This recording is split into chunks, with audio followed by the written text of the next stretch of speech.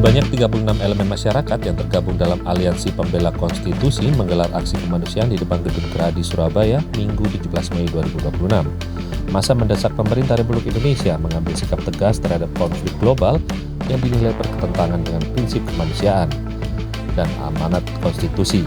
Dalam aksi tersebut, massa juga meminta pemerintah keluar dari Board of Peace atau BOP yang dinilai berpotensi mempengaruhi arah politik luar negeri Indonesia.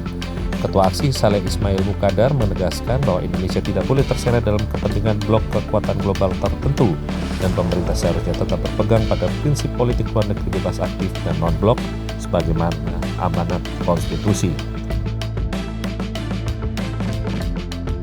Menentukan berbagai elemen masyarakat yang sadar pada kepentingan bangsa dan negara. Kemudian hari ini melakukan aksi kepada pemerintah agar selalu bersuara konstitusi yang mendorong bahwa penjajahan yang sesungguhnya harus dihapuskan.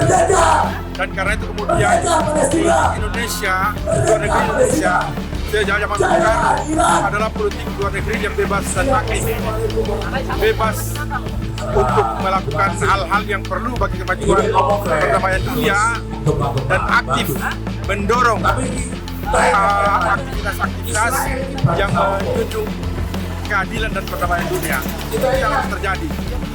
Yang terjadi hari ini, pemerintah kita membawa Indonesia politik luar negerinya, politik yang goblok, artinya memihak kepada kelompok tertentu. Itu yang sama sekali bertentangan dengan konstitusi kita.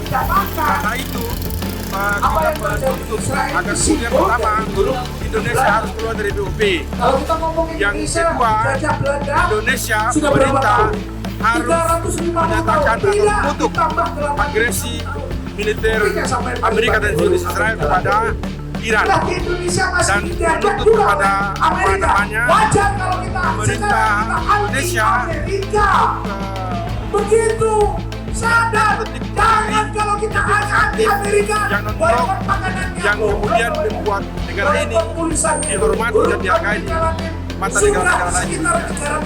Dalam aksi itu massa juga ditampilkan menebar aksi dari massa, mulai dari aksi melempar boneka yang memakai topeng Donald Trump dan Netanyahu.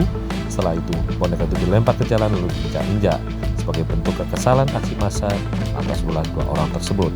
Lalu ada juga aksi teatrikal yang menggambarkan kekejaman Zionis Israel terhadap warga Palestina. Dan terakhir, penandatanganan nota kesepakatan dari perwakilan massa aksi untuk dikirim ke para pimpinan di Indonesia. Tim Liputan melaporkan untuk Lentera TV.